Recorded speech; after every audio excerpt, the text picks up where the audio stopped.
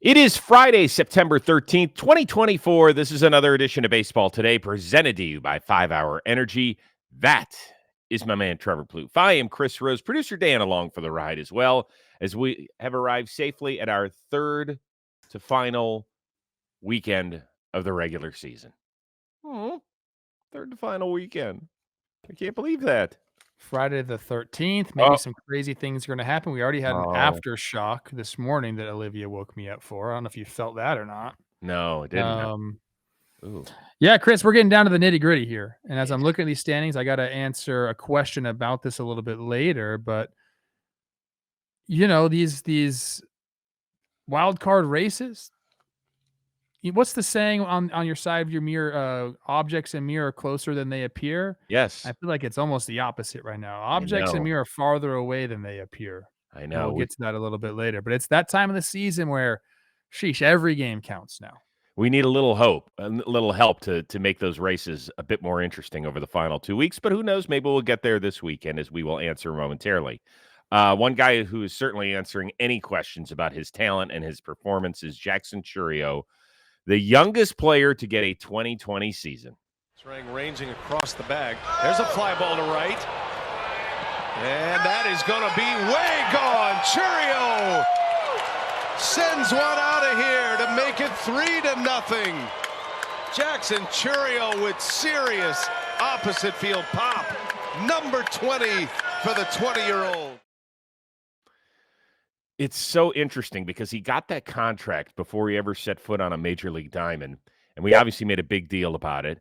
And then he didn't have a great spring training. I remember talking to Pat Murphy during a Rose rotation episode, and he was even saying, like, they were looking at each other during spring training, like, what is going on with this guy? Is he okay? And now he's had like the quietest, great season for a young player ever, it feels like. Yeah, no, he looks great. I'm looking at his numbers right now, and one thing that stuck out to me, this is kind of strange, but bear with me, people. A lot of 2s, 1s, and 7s. Hmm. So 20 homers, Mm-hmm. 272 average, 71 runs, 71 runs driven in, 20 stolen bases, 117 OPS plus. 2s, 1s, and 7s.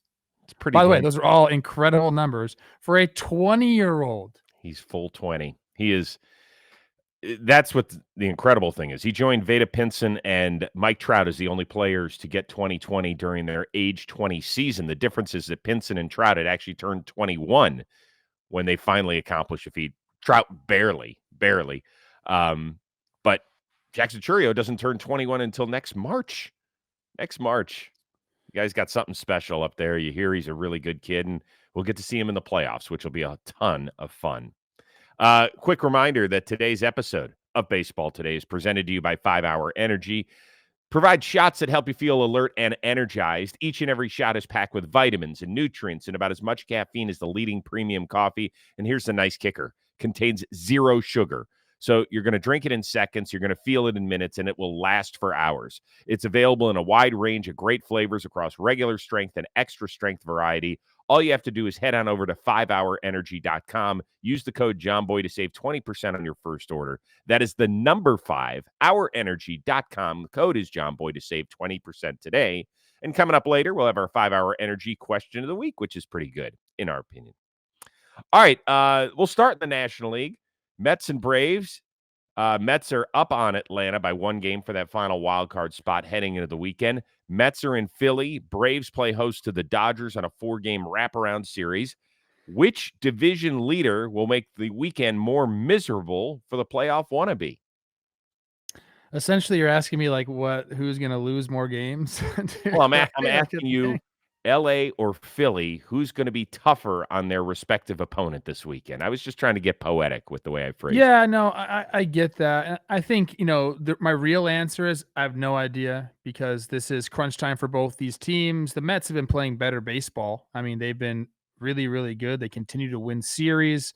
Philly, they're 2-4 against Philly um, this year, and they understand it's 7 of the next 10 games are against this team. I don't know. I just think the Mets are going to. I mean, they're either gonna win 2 or 3 or lose 2 or 3. I know that's not, like, groundbreaking analysis, but, like, that's just how I feel. Like, the Phillies are a really good baseball team. I think my answer is the Dodgers. The Braves are 0-3 against them this year. The Dodgers, like bottom of the lineup, kind of started to pick it up against the Cubs. I know they just lost 2 or 3 at home against them, but Tom Edman has come on. Max Muncy did some things. So like I just think the Dodgers right now present a bigger threat to the Braves and a 4-game set than the Phillies do against the Mets. I don't really have a good reason for that. I'm hoping that you have something, but if I had to pick one team, Right. I think the Dodgers will give the Braves more trouble, even though, Chris, I love the pitching matchups in that series. It's Sale versus Flaherty. The 2 young guys are going tonight in Knack and Schwellenbach. And then you're getting Fried, I think, against Yamamoto, I'm pretty sure, or is that Fried is on flip-flop? Monday. I know that. I don't know if they had scheduled Yamamoto on Monday. That would make So, sense. the pitching matchups are great. I don't know. It's again, who knows is the Mhm. correct answer here, Chris, and I'm curious to see what you're gonna say. So I am saying that neither division leader will, because I think both Atlanta and the Mets will take 2 out of 3 this weekend. Now, I don't know what's going to Now that's happen a way Monday. around the question. Okay. No, that's not a way around it's answering the You said question. which one, and you said neither. That's Neither. not an That's an answer to answer. which one. It sure as hell is. You said It to might pick not be the one, and one you you said, "I'm want. not picking either." That's what you said. Yeah, because I think that both the Braves and the Mets are going to win 2 of 3 this weekend. Now, if you ask me if the Dodgers are going to come back and split the 4-game series in Atlanta, that's a different answer. But we're just talking about the weekend, because Oh my, Monday there's a does lot of not count as wordplay the going weekend. on here right now. Monday does not count as the weekend. I just, I just want to say that. By the way, Dan Okay. Rourke, our one-of-a-kind producer, says that Dave Roberts did confirm that Yamamoto will start on Monday. So that's Fried and Yamamoto on that day. I do think Saturday's the swing game. That is the one where the Braves have got to win that, based on what Sale has done in his last 16 or 17 starts. He's been on these sort of roles where it isn't Garrett Cole-esque from a few years ago where he was in Houston, where he just went ridiculous, but it's getting close to that. So I'm going to say both. To me, the more important question is this. Do you know what the date is this Sunday? The 15th of Yeah, the September. 15th. And why is that important to us here? I don't know. The reason is because that is the day that the Dodgers have to Oh. only lead the division by 3.5 games. Right now, they lead the Diamondbacks by 5 and the Padres by 5.5. So I really need Atlanta to sweep the series this weekend, and for the Diamondbacks and or the Padres to do the same in their respective series, or I am going to be shirtless on Monday. Arizona at Milwaukee are playing Milwaukee at home. Yep. And who are the Padres The playing? Padres are at the Giants, who just took 2 of 3 at Petco last weekend. We'll see, Chris. We will see. And this, I think maybe not the entire episode. I'll let you have that. Maybe it's just for like the first question or something. We don't want to we still need our views here. We have sponsors to take care of. Well, see, I did take a little sting out of it for our community, because I took my shirt off when Colin Stone scored a goal in the first You look game of the good. season. And no, I didn't look good. It just wasn't great. Can I And say what you look like? please, And this is like a thing that don't couch it. Let me have it. people are into. Dad You bod. look like a bear. A bear? Yeah, Yeah, I do I look like a bear. Yeah. that's good. Chicks like that. I only need one to like it. That's a Yeah, coin but for our toss at best these viewership, days. okay, we need more than Oh, just Michelle to like you. yeah. Yeah. I'm just happy as hell that nobody at NFL Network has been like, "What the hell? What are you doing, you moron?" All Well, right, not let's to your move on. face. Which playoff hopeful on the outside looking in currently will make a big enough move this weekend that we'll be talking about them at some point over the last 2 weeks of the season? Okay, now I regret getting on you about how you answered your question, because my answer to this question is none of them. That is an acceptable answer, Is it? Trevor. Okay. Yes. Because Detroit, I believe, is playing Baltimore. Seattle's playing someone like it's not going to happen. I think we're kind of set. The only wild card team that has the chance is the Braves. Braves, Mets, Padres, Diamondbacks. Like they're still fighting for those 3 spots. I think the Twins, again, like I said at the beginning of the episode, I think things are further away than they appear. Like a 3.5 game lead at this point in the season is pretty big. The Twins would have to go on some very, very bad run for Detroit to catch them, which, look, been watching the Twins lately, that is, I guess, possible, but I just don't really foresee it happening. So over the weekend, I just don't see any of those teams. And I'm talking about Detroit, Seattle, Boston's playing the Yankees, and Chicago and St. Louis are too far out of it, I think, to make any real moves. So I'm going to say none, Chris. That is a fully acceptable answer because I think you're right.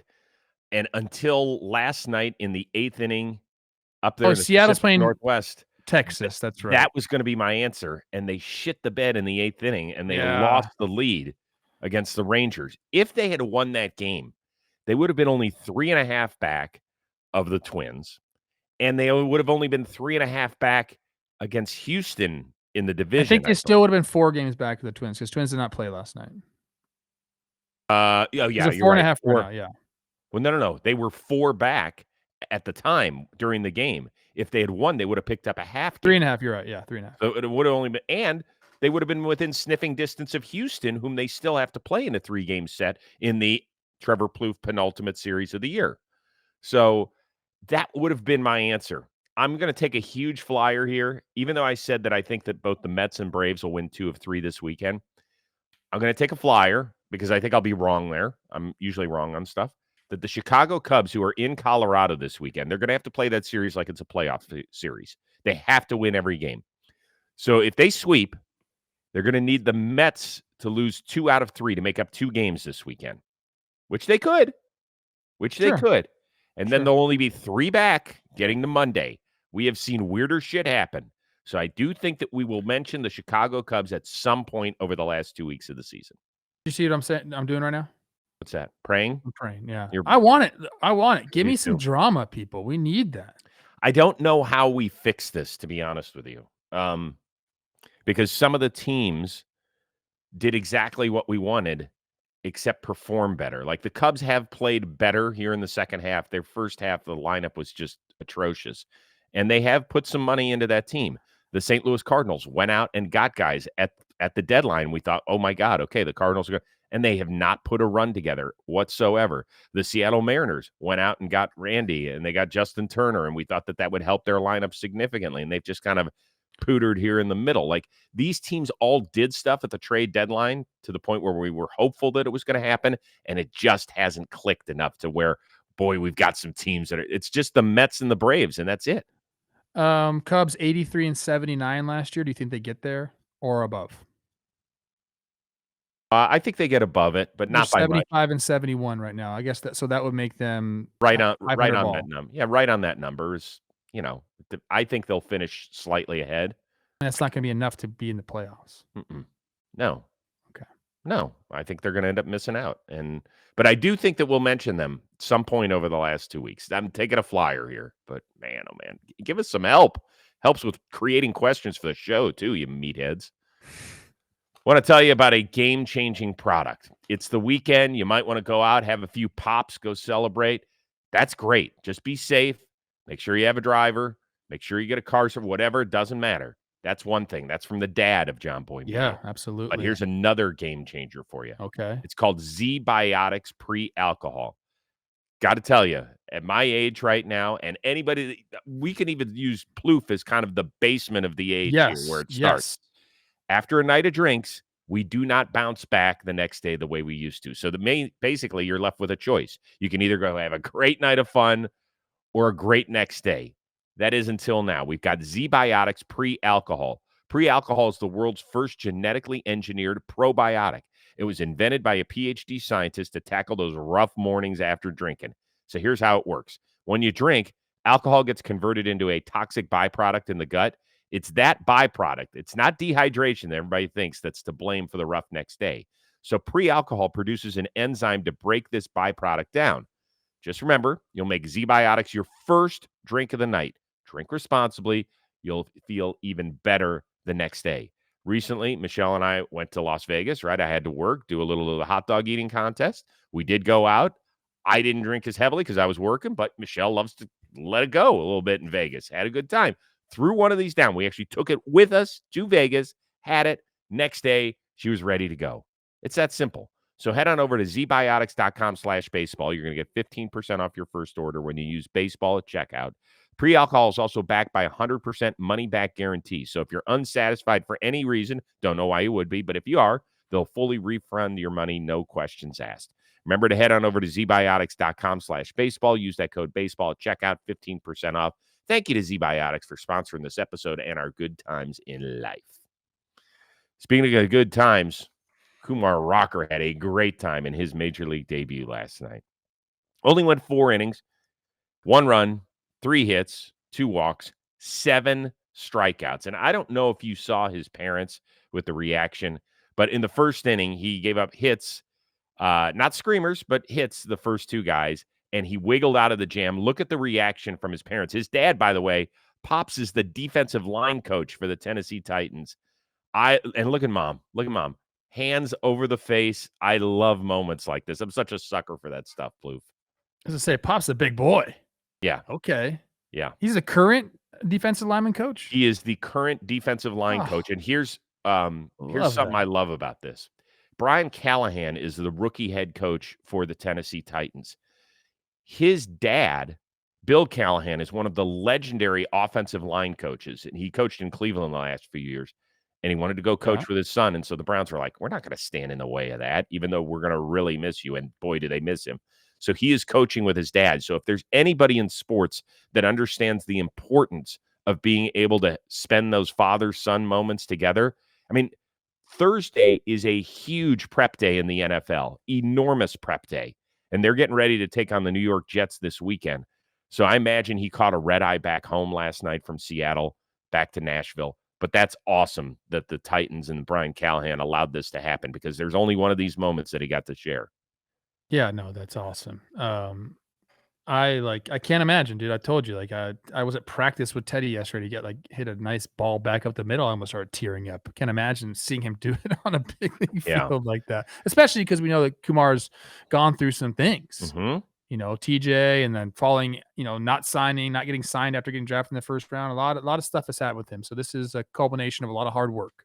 So the big question is here, obviously we had the biggest pitching prospect come along this season since Steven Strasburg, and that's Paul Skenes.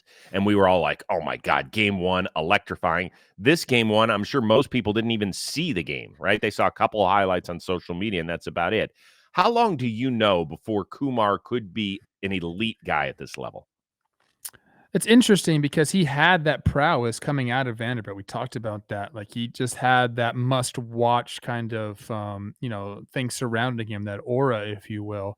And after watching last night, I mean, he's kind of still got it.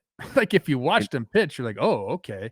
I loved the way he attacked and the way that he tunnels his pitches. And you saw some bad swings at a major league hitters because of that.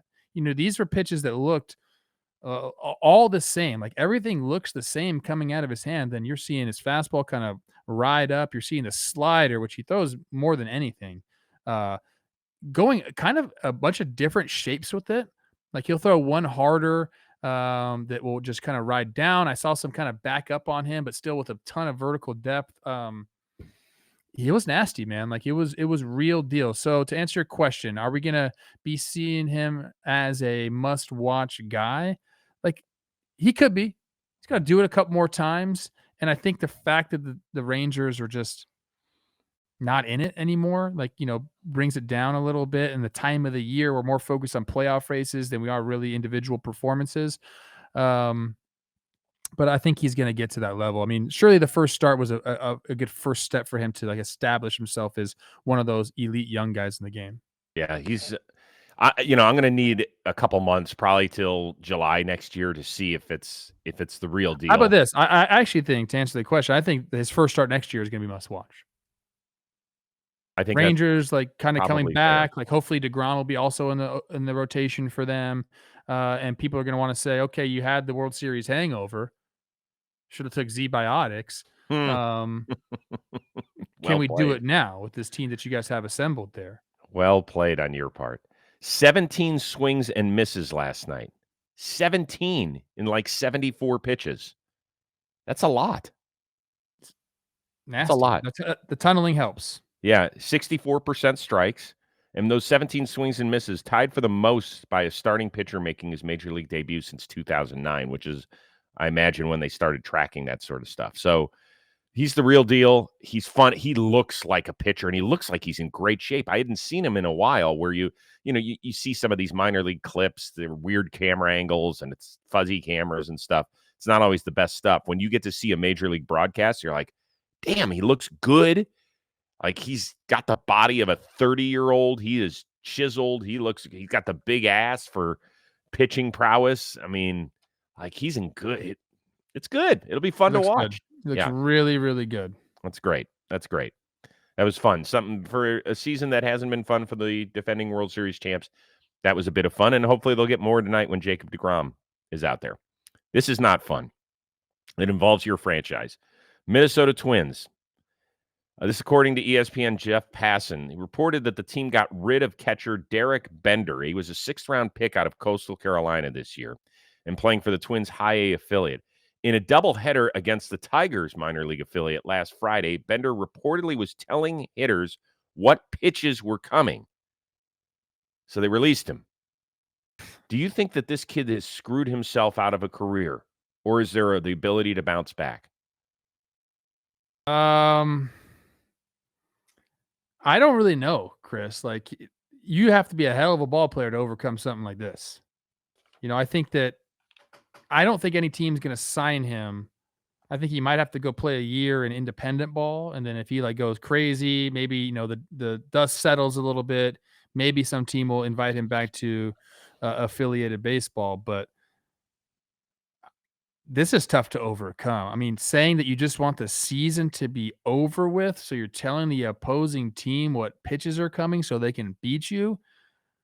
If you're the pitcher, you want to do some bad things. Go fuck them up, man. You play an entire season because you want to make it to the postseason as a team. You're talking, this guy's trying to screw that over. I'll waste your entire summer of effort that you've put in. It's crazy. I'm curious, when they learned, did he have to confront any players? Did he go home and then they called him then? Because it seemed like the team that he was talking to alerted their coaches that their coaches told the Twins coaches.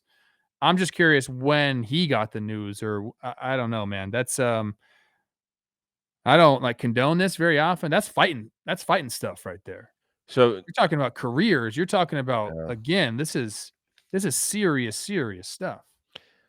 A few things here. The way the story reads is that they found out about it, and then they banished him to the bullpen for the last two games and did not allow him to sit in the dugout, which is where obviously he would have been if he had not been playing on a given day. So they didn't immediately tell him to go home. Oh, I read that he had been in the bullpen. I thought that he'd been in the bullpen the previous two games because it was over it, but maybe that doesn't make sense that he would be around in the bullpen. That's why I had to read it twice. I hope I'm telling the story the right way, because it's unlike anything I had ever heard. I reached out to some of the guys in the Twins. I haven't heard anything back. But I mean, this is reminded me Crash Davis telling the hitter what was coming, because remember Nuke Lelouch kept shaking him off in Bull Durham, and he was trying to teach him a lesson. Now, that's a veteran catcher in a fictitious, although everybody always says how close it is to reality in terms of minor league baseball, but he's trying to teach his pitcher, hey, trust your dude back here. Now, this is the late 80s when it was coming out. Things have obviously changed, but I can't imagine somebody being like, fastball, change up. What? I mean, I would have loved it. Okay, thanks, buddy. But I know you never made the playoffs in the show. Did you ever make it in the minor leagues? I'm not being an asshole here. I'm asking you. You kind of are. Yes, no. We did. Yeah, that I'm trying to ask you, because people are like, okay, so what? You make the playoffs in the minor leagues. It's awesome. Right. That's what I'm getting at. It's still awesome. In fact, my last real baseball, I was in the minor leagues and we were in the playoffs playing against the Yankees AAA team. It was fun. So is this when actually you were with? Here's a story. I think I've told this before, but we clinched. We were a good team in Lehigh Valley. you drink a little champagne showers, a little beer in the clubhouse. Usually in the minor leagues, it's more beer because champagne's too expensive. We went out after that, and I rode a mechanical bull and kind of like tweaked my intercostal muscle. Oh, geez. So I was trying to hold on for dear life, man. And so I ended up the last games I played, I was nursing that thing. So I had a DH. I could barely run. Still got some knocks.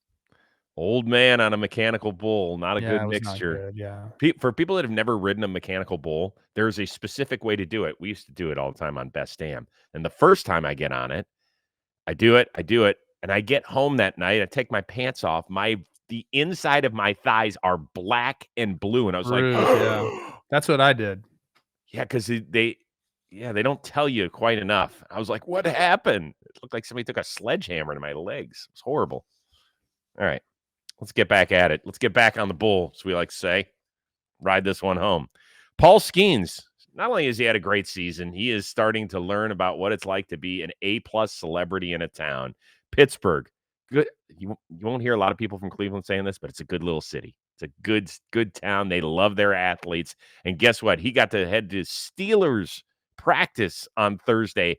And this transpired with Coach T. Coach, Much respect. I appreciate it. Congrats on your success, man. Keep that shit high. Yes, sir. Keep living it. Yes, sir. How you enjoying it thus far, man? Pittsburgh. Great. Pittsburgh's great. Awesome. All the best to you, man. Yeah, I Big appreciate fan. it. Great to meet you. Much respect. Yes, sir. I love your professional approach that I hear about. On days that you work, how you go to the stadium. Love it. Respect. Yes, sir. Yes, sir. My man, have a good one. Yes, sir. You as well. That's freaking awesome. Now, Mike Tomlin has been incredible. For people that haven't followed, for whatever reason, the football side of things, just to let you know, over almost 2 decades, he has never had a losing season. Never had a losing season as a head coach. And that's the way he talks to everybody. So if you're ever around him, you're like, Coach Tomlin just talked to me. That is great to see. I love that he talked not about results, but about the work. Mm-hmm. That's what he's a coach. That's what coaches do. Love that. Yeah. Is there ever a guy in Minnesota that you would have loved to have met, whether it was a player or a coach or somebody? Because I love it when guys get together from different sports in their adopted hometowns now, where they were. I got to know a bunch of the Vikings, and that was fun for me. Never really crossed over. I met some of the Wild as well. Those guys are nuts. Never really crossed with the basketball team. Never hung out with Ricky Rubio or anything like that. Although it seems kind of crazy that I didn't. But the football guys were awesome. It was Harrison Smith and I lived like in the same building, so I got to see him still all there. the time. He's still there. Yeah. Oh, he's a stud. He was awesome. And, Rudolph and even Christian Ponder back in the day, although him and I don't really get along. No, he's interesting. He made fun of an outfit I wore one time. Yeah, for real. This is true. Oh, me, Marty Fish, tennis player. Uh-huh. Christian Ponder, and I believe Kyle Rudolph was there. And I had like just a jacket on. It was like kind of like a bomber jacket. And he mentioned that. I was like, okay, like, I don't know why you're trying to come at me right here. I don't know you like that. And by the way, I'm like, clearly have better style than you. Like, clearly, bro, like you're going to lose this battle. So from that point on, him and I don't know. I just never really was into it. For me, it's just getting to meet like other broadcasters and in some cases legends, right? Like I got to work with Bob Costas. He's one of the reasons I'm in this business. Like that's who I wanted to be. But then more recently, last year, I'd never met Kevin Harlan until last season when I was filling in for the legendary Jim Donovan on the Browns radio network. I was doing a Monday night game. He was doing it for Westwood One. I got to introduce myself, and he told me what a big fan he was of mine when I do the highlight shows. I'm telling you, bro. I'm telling you. When he said that, I about melted because he is legendary. He is great to listen to on any sport. He's so enthusiastic and fun and up-tempo, and you just feel better when you know that he's doing one of your games in the world of football or basketball. I'm going to say something that seems morbid, but it's not. Okay? Because I think about this. Maybe I am morbid. Like, if you were to pass away. Oh, don't do this. Like, the amount of people that would celebrate your life, I don't think you understand, Chris. Well, Like you've been a part of many, many people's lives across many genres of sport. Like it'd be a massive thing. Don't And say I that. think I know that sounds morbid, but I'm just saying, like, I think you're much more beloved than you ever give yourself credit for. You're very sweet, and I do appreciate that. I hear from people, and the fun thing is I've gotten to do some crazy stuff, whether it's, I've called NFL games. I've been fortunate enough to present the World Series trophy, and I've also called battle bots in a hot dog eating contest. So And a floorball competition that's right, happening right now on the Dan exactly. Warehouse YouTube channel. Like, I was sitting there watching it yesterday, and right after that, I started doing my prep for NFL. I'm gonna be calling a game over in London in a month. Like, it is. And Jeff Passan, I think I told you that. I think I shared this with Wow. you, that he texted me that you have had the most, like, crazy, bizarre career, and I love everything about it, and he is dead on right, because I am thankful that I've been able to do all this stuff.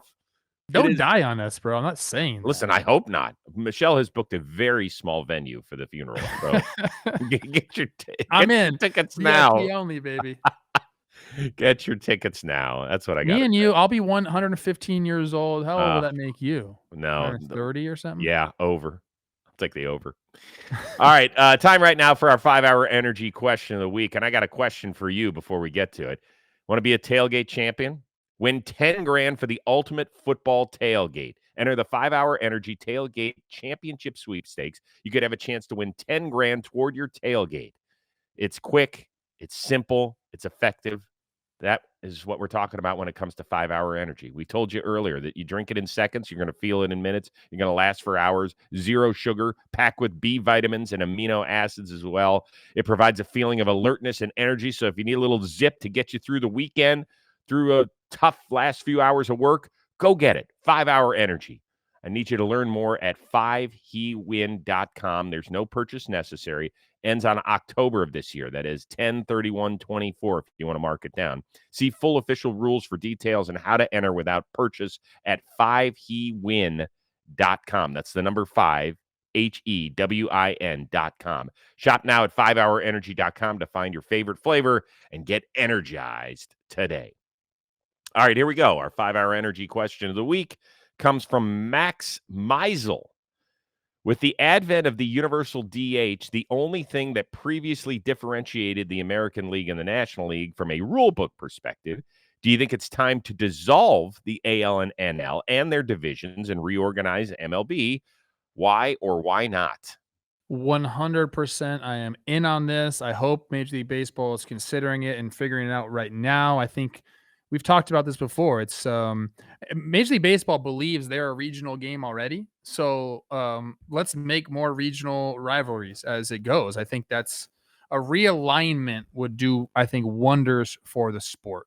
A West Division, East, and then South and North, whatever you want to call them. I think that you could organize the divisions where there are more regional rivalries, where more people could drive to an opposing like rivals stadium and fill the stands up. And I think that's just the more and more you have that, the more discussion there is, the more people can be fans of, two different teams in the same area, and you just want that. And I think I've been talking about this for a long time. I think I read an article way back in the day that Buck Showalter wrote for ESPN, and he was talking about alignment. And ever since then, I've just been a big fan of it. So, yes, I think that I would 100% want this to happen, and I do think it's eventually going to happen. Think about it this year. I think all the good teams are in the National League. Like, I'm not even opposed to just dissolving like the playoff picture and just having the best, all the teams lumped into one. I'm not even opposed to that, Chris. I really am not. And maybe you get some trophy for winning your division, but who really cares? It's about your record and trying to have a balanced schedule and all these things. We want the two best teams at the end of the year playing each other. And I don't think we're going to get that this year because I think most of the best teams, and I asked Jake this, how about this real quick? This is a whole new question. Maybe we could use it for tomorrow or on Monday. But who's the first AL team you'd mention when you're going down the list of best teams in baseball right now? And where would they go? Would it be the 6th best team? Will you put No. anyone in front of Dodgers, Phillies, Diamondbacks, Padres, or Milwaukee right now? Yeah, I would. I Where do would. you put the Yankees? They're definitely top 5. They're definitely top 5. You got to And think I about have it. Is all I'm saying. I don't you know. do have to think I'm about it. I'm in favor of this. Okay. I don't know if you can get rid of the leagues. This is such a tradition-laden sport. I think some of the stuff that they've done lately has been very, very good. Very good in terms of rule changes and trying to up-tempo the game and things of that nature. When you get to this level, I agree with you that I think something has to be done. You have to really sit down and think it through. Do you want the Yankees and Mets competing in the same, not division, but let's say league for Yeah. supremacy? Okay. Yes, I do. So you want the Yes, I Cubs, do. White Sox, Dodgers, Yes. Angels? Obviously, the A's are moving, so I can't exactly use them with the San Francisco Giants. Okay. So I do think you're onto something. I would be okay with it, but I'm easily swayed with stuff. I'm not a true traditionalist. I like Me things that will neither. make the sport better. I think if you can find stuff that can make a sport better, like I don't know if this kickoff rule is the answer in the NFL, but I kind of like it that they're trying it. Like that's a radical look if you've seen the new dynamic kickoff rule.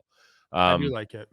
So with baseball, I want to listen. Maybe that's something we do in the offseason is that we reorganize. We spend a day reorganizing the league, and we'll throw it out there and see what people think about it. Sounds good to me. Okay, good. Thanks for the question, Max. Really good work. I love it. Our questions have been very good over the last couple months that we've done this stuff. I've enjoyed that stuff. Good work. Agreed.